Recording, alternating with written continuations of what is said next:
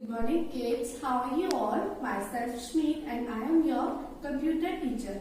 Look kids, where I am? I am in computer lab. So today we are going to start our new chapter from your computers book.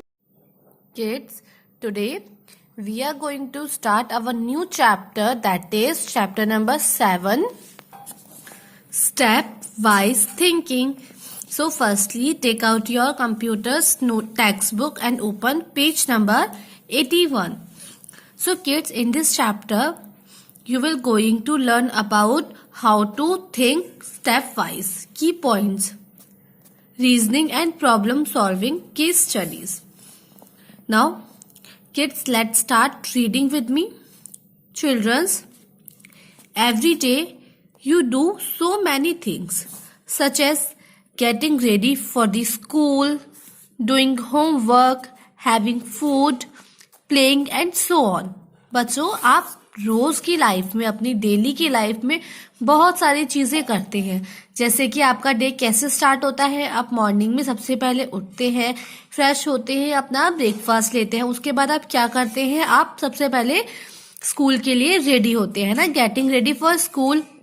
फिर उसके बाद क्या करते हैं? आप जब घर आते हैं तो आप अपना होमवर्क करते हैं, अपना फूड लेते हैं, हैविंग फूड, और खेलने भी जाते हैं और भी बहुत सारे काम करते हैं, जैसे कि ट्यूशन जाना, मार्केट जाना. ये सब काम भी आप कब करते हैं? ये भी आप अपनी डेली की लाइफ में करते हैं. To complete any kind of work you follow certain steps. बच्चों, आप कोई भी काम पूरा करने के लिए कुछ ना कुछ स्टेप फॉलो करते हो ना. ऐसे ना थोड़ी है जब आपका मन चाहा आपने कहीं से भी वर्क स्टार्ट कर दिया. अगर आपको कॉपी में भी वर्क करना होता है तो आप पहले अपना एक चैप्टर कंप्लीट करते हो, उसका चैप्टर क्वेश्चन नंबर 1 करते हो, 2 करते हो, 3 करते हो, है ना. स्टेप बाय स्टेप आप आगे बढ़ते हो. ये ना थोड़ी है कि आप सबसे पहले 5th क्वेश्चन कर लोगे उसके बाद आप 3rd करोगे. नहीं, आप स्टेप बाय स्टेप अपने चैप्टर को आगे बढ़ाओगे. ऐसे ही आप अपनी डेली लाइफ में भी सारे वर्क स्टेप बाय स्टेप करते हो. For example, to climb a staircase, you take one step at a time. Means बच्चों, जैसे कि आप सीढ़ियाँ चढ़ते हो, staircase means सीढ़ियाँ, climb means चढ़ना. तो जब आप सीढ़ियाँ चढ़ते हो तो आप क्या करते हो? आप एक टाइम में एक सीढ़ी पर ही चढ़ते हो, है ना. स्टेप बाय स्टेप आप ऊपर चढ़ते जाते हो. एक कदम एक सीढ़ी पर, दूसरा कदम दूसरी सीढ़ी पर. तो आप कैसे चढ़े? आप स्टेप वाइज चढ़े. तो आज के चैप्टर में भी आप यही सीखोगे कि स्टेप वाइज कैसे किसी काम को किया जाता है. Let us understand the concept of step wise thinking with the help of following example. अब यहाँ पर आपको एक एग्जाम्पल बताया गया है जिसके थ्रू आपको ये कंसेप्ट और ज्यादा क्लियर हो जाएगा कि स्टेप वाइज थिंकिंग क्या होता है. Example, Rita's mother is not well. Rita की मम्मा जो है वो ठीक नहीं है, उनकी तबीयत खराब है. She has asked Rita to bring a few grocery items from the nearby store. To do so Riya follow the steps given below. Means Rita की मम्मा जो है वो ठीक नहीं है. उन्होंने रीता को बोला कि वो पास वाली ग्रोसरी शॉप में जाके, ग्रोसरी शॉप मतलब ये जो शॉप होती है जहाँ पर सब चीजें मिलती हैं, जहाँ पर आपको फूड आइटम, फ्रूट्स, वेजिटेबल सब कुछ मिलते हैं, उसको ग्रोसरी शॉप बोलते हैं. तो उन्होंने बोला रीता को कि आप जाके वहां से सामान ले आओ. तो रीता ने क्या करा? रीता ने एक लिस्ट बनाई. तो रीता ने क्या करा? सबसे पहले उसने करा take the list of grocery and money from her mother. सबसे पहले उसने अपनी मम्मा से लिस्ट ली ग्रोसरी आइटम्स की, यानी कि उन चीजों की जो कि उसको लाने हैं, और पैसे लिए. उसके बाद walk to the grocery store. उसके बाद वो ग्रोसरी स्टोर में गई. Get all the items mention in the list. फिर उसने सारे के सारे वो आइटम्स लिए, सारी की सारी वो चीजें ली जो कि उसकी लिस्ट में लिखी थी. पे द बिल अमाउंट. फिर उसने अपना जो अमाउंट था, जो उसका बिल हुआ, वो उसने पे किया. Collect the bag from grocery and bill. उसने क्या करा? फिर अपना सामान जो है वो एक बैग में डाला और बिल लिया. Walk back to the home. और वो वापस अपने घर की तरफ चली गई. Give the remaining amount to amount of money to her mother. फिर उसने बाद में जो उसके पैसे बचे वो उसने अपनी मम्मा को वापस कर दिए। Now notice Rita had followed the above mentioned step to fulfil the given task. अब रीटा ने क्या करा, रीटा को जो काम दिया गया उसने उसको स्टेप वाइज अच्छे से पूरा कर लिए। सबसे पहले उसने लिस्ट ली, पैसे लिए, फिर वो सीधा शॉप पे गई, उसने सामान खरीदा, बिल लिया, बिल को पे किया और सामान को बैग में रखा और घर वापस आ गई, है ना। उसने हर चीज को स्टेप वाइज किया। अगर वो लिस्ट ही नहीं लेती तो वो सामान ही नहीं ले पाती, है ना। कुछ चीजें लेती, कुछ चीज भूल जाती।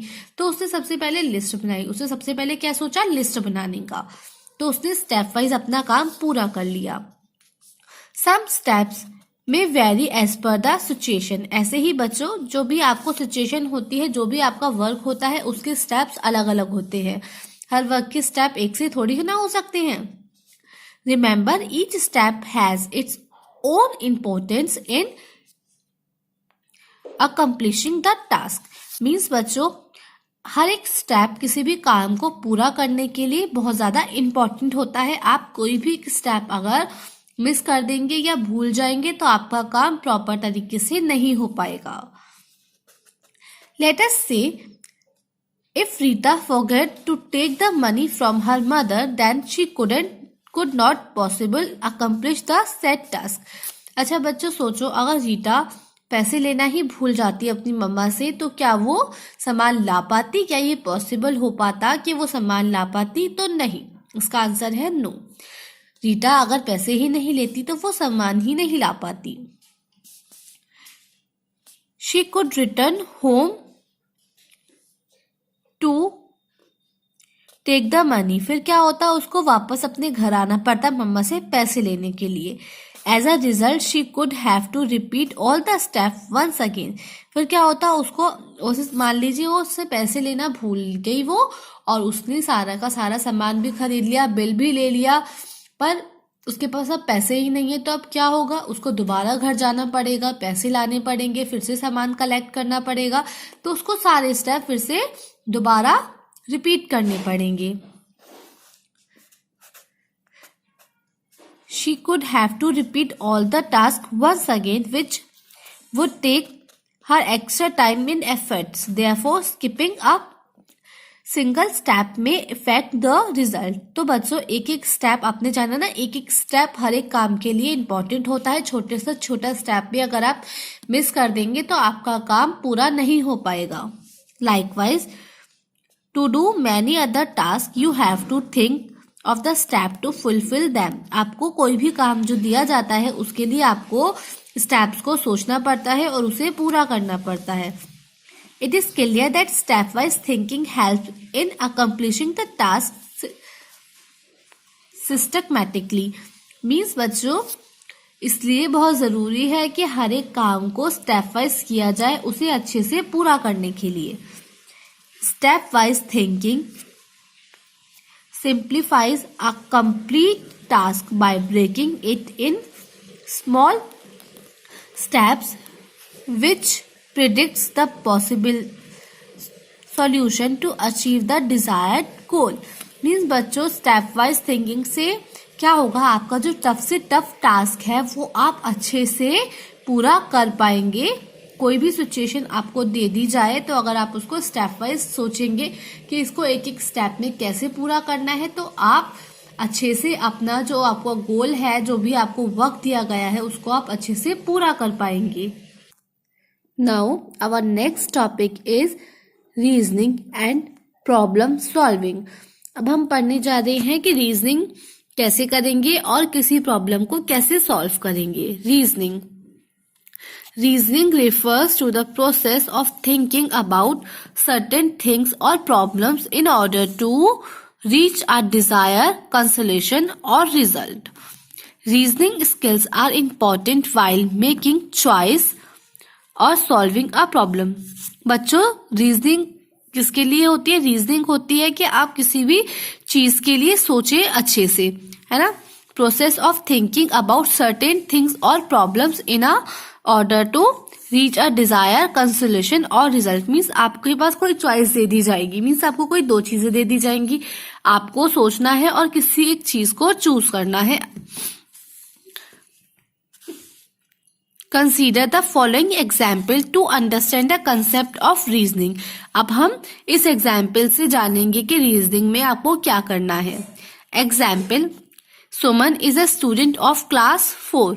कौन सी क्लास की स्टूडेंट है सुमन? 4th क्लास की। Her school is organising maths and computer quiz.